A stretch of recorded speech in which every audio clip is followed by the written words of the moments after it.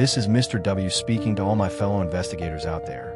I invite you to leave behind what you think you know. Close your eyes, let the static of the world fade, and follow me into a story that brushes the edge of reality. Tonight, we delve into a labyrinth of secrets, whispers, and the chilling possibility of minds laid bare. Let us turn our gaze towards a subject shrouded in mystery, a name that echoes with disquiet: Project MKUltra. Pull your chair closer to the fire, perhaps, or dim the lights just so, as we begin our exploration into the unknown. Born from the anxieties of the Cold War, a time when fear of communism reached its zenith and the nuclear monopoly had dissolved, Project MKUltra emerged from a landscape of paranoia within the intelligence agencies. It was the code name, deceptively arbitrary like words plucked from a dictionary, for a covert program designed by the U.S. Central Intelligence Agency. Its official purpose was stark and unsettling: to develop procedures and identify substances that could be used during interrogations to weaken individuals and compel confessions through methods akin to brainwashing and psychological torture. The prefix MK simply designated it as originating from the Office of Technical Service, while Ultra signified a level of secrecy previously reserved for the most classified intelligence. The aims were ambitious, perhaps even audacious. The agency poured millions of dollars into researching ways to influence and control the human mind. One driving goal was the creation of a perfect truth serum for interrogating suspected Soviet spies. But the ambitions went further, exploring methods to manipulate foreign leaders and extract information from even the most resistant subjects. Some historians even suggest one of the goals was to create a subject akin to the fictional Manchurian Candidate, capable of being controlled. The methods employed were numerous and often deeply disturbing. MKUltra researchers experimented with the covert administration of high doses of psychoactive drugs, particularly LSD and other chemicals, typically without the subject's consent. But the project wasn't limited to chemical compounds. Other techniques included electroshocks, hypnosis, sensory deprivation, isolation, and even verbal and sexual abuse, alongside other forms of torture. The use of LSD, though legal in the U.S. until October of 1966, was often administered without the subject's knowledge or informed consent, a clear violation of the Nuremberg Code, which the U.S. had agreed to follow after World War II. In a bizarre undertaking known as Operation Midnight Climax, the CIA even established brothels equipped with one-way mirrors to drug men with LSD and observe their reactions, filming the sessions for later study. This was an entirely new path for intelligence agencies. The project was preceded by earlier efforts like Project Chatter and Project Bluebird, later renamed Artichoke, which also studied mind control, interrogation, and behavior modification. Furthermore, some historians trace the lineage of these experiments back to the early 1940s and the chilling interrogation experiments conducted by Nazi scientists in concentration camps, who sought a truth serum to eliminate a person's will. Stephen Kinzer, an American historian, suggests MKUltra was a continuation of these Nazi experiments, noting the use of mescaline on unwitting subjects, mirroring the earlier experiments at Dachau. The scope of MKUltra was vast, extending far beyond the confines of government buildings.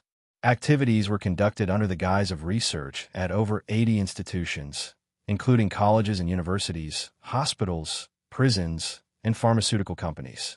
While the CIA used front organizations to channel funding, some top officials at these institutions were aware of the agency's involvement.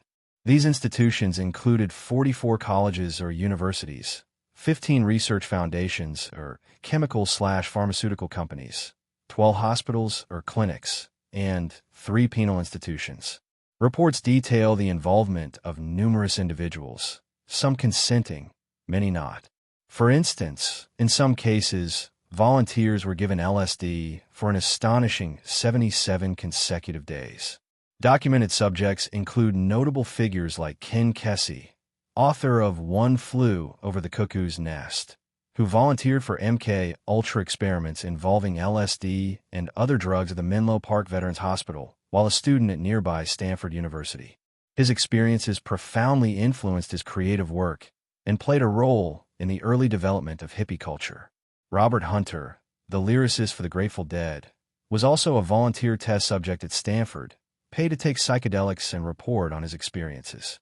Less fortunate were individuals like Harold Blower, an American tennis player who died from injections of a substance called 3,4-methylenedioxyamphetamine after voluntarily checking into a psychiatric institute for depression. Alleged subjects include figures from the criminal underworld and controversial public figures, like organized crime boss James Whitey Bulger, who claimed weekly LSD injections in prison, or Ted Kaczynski, the Unabomber, who participated in a Harvard psychological study some allege was part of MKUltra. Other alleged links, less substantiated, involve figures like Sirhan Sirhan and Charles Manson. Perhaps one of the most ethically controversial endeavors took place in Canada, specifically Montreal, at the Allen Memorial Institute under the direction of psychiatrist Dr. Donald Ewan Cameron. The CIA funded Cameron's work from 1957 to 1964.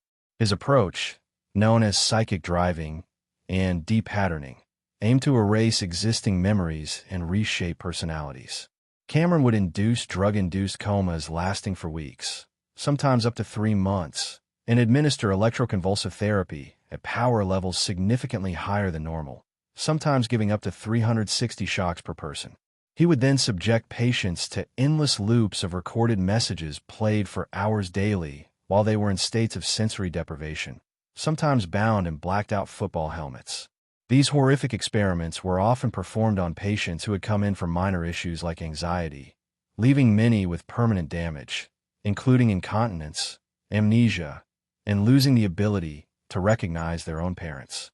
The existence of Project MKUltra was finally brought to wide public attention in 1975 through investigations by the U.S. Congress, notably the Church Committee, and by a presidential commission known as the Rockefeller Commission. However, gaining a complete understanding was severely hampered by the fact that most MKUltra records had been deliberately destroyed in 1973 by order of then CIA Director Richard Helms. Investigators had to rely on the sworn testimony of participants and a relatively small cache of about 20,000 pages of financial records discovered in 1977 that had survived destruction due to being improperly stored. These records, while providing names of institutions and researchers, contained few project details. Official explanations from the CIA state that MKUltra-type experiments have been abandoned. Yet, some, like former CIA veteran Victor Marchetti, have claimed this is merely a cover story, and that mind control research continued. The agency itself acknowledged that some of these tests made little scientific sense, and that the agents monitoring them were not qualified scientific observers. News media coverage often focused on the more sensational aspects, like LSD and brainwashing, sometimes portraying the researchers almost as comical figures, which some critics argue downplayed the reality of the torture and psychological abuse inflicted. One incident, in particular, became a notorious symbol of MKUltra's dark side: the death of Dr. Frank Olson. Olson, a U.S. Army civilian biochemist and biological weapons researcher, reportedly jumped to his death from a New York City hotel room window in November of 1953. This occurred about a week after he had been unwittingly dosed with LSD by a CIA supervisor during a meeting. The official explanation provided in 1975 was that his death was a suicide resulting from deep depression induced by the drug. However, CIA documents acknowledge his death resulted from these activities. Olson had reportedly expressed moral doubts about the project and had asked to resign from the CIA shortly before his death. His family later sued the CIA, first alleging wrongful death and, after an exhumation some 4 decades later, murder and cover-up. Some reports from the sources even state that an exhumation 45 years later proved he was murdered. Yet, the CIA maintains that unfounded conspiracy tales continue to circulate about Olson's death. The true circumstances remain a subject of intense speculation and pain for his family. Perhaps one of the most chilling echoes of MKUltra can be found in its lasting impact. The experiments conducted within this program are said to have laid the groundwork for modern-day torture techniques. A handbook developed by the CIA in 1963, the Q-Bar Counterintelligence Interrogation Handbook, cited MKUltra studies as the scientific basis for its interrogation methods. Techniques developed by individuals like Dr. Cameron, such as hooding prisoners for sensory deprivation, prolonged isolation, and humiliation, were reportedly taught to military personnel. Many of the torture techniques refined within MKUltra and related programs were later used in U.S. military and CIA prisons in the 21st century, in places like Guantanamo Bay and Abu Ghraib. Techniques devised by psychologists years later included waterboarding, sleep deprivation, confinement boxes, shackling, and exposure to extreme temperatures, sounds, and pain. The chilling details of the treatment of individuals like Abu Zubaydah, contained in declassified reports on torture, bear a disturbing resemblance to the methods explored in MKUltra. This suggests a recurring pattern, a legacy of these dark experiments extending far beyond their official halt date.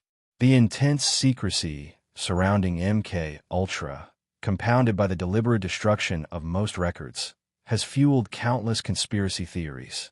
Urban legends persist that these human experiments continue to this day. While the sources extensively detail the known history, methods, and consequences of the project, they remain silent on certain, stranger interpretations. For instance, the possibility of interdimensional connections, or the idea that MKUltra's experiments somehow intersected with or sought to exploit phenomena from beyond our known reality, is a concept that does not appear in the historical accounts provided in these sources. Such ideas venture firmly into the realm of speculative or fringe theories, perhaps born from the sheer scale and ethical transgressions of the project itself, suggesting to some that the scope of their ambition extended into realms we can barely comprehend. However, within the documented history, the focus remains firmly on influencing and controlling the mind through chemical, psychological, and physical means grounded in our world. Looking at the broader patterns, we see the chilling connection between the secretive research into manipulating the human mind during the Cold War and the documented use of psychological and physical torture techniques decades later. It suggests that the dark knowledge unearthed in projects like MKUltra, though officially buried, may have cast a long, dark shadow, informing later practices in interrogation and control. So, fellow investigators, we are left to ponder this history. A government program operating in the shadows, experimenting on its own citizens and others, seeking to unlock the secrets of the mind, often through cruel and unethical means. The destruction of records leaves us with an incomplete picture, fueling speculation and leaving many questions unanswered. The echoes of MKUltra resonate not just in history books and documentaries, but perhaps also in the very nature of control and the human desire to understand and manipulate consciousness. Considering all we've explored tonight, what unseen doors might have been opened by these experiments, and what hidden costs might still be accumulating in the shadows of our world? What should be the case for the next video? Tell me in the comments. Don't forget to subscribe. Thanks for watching.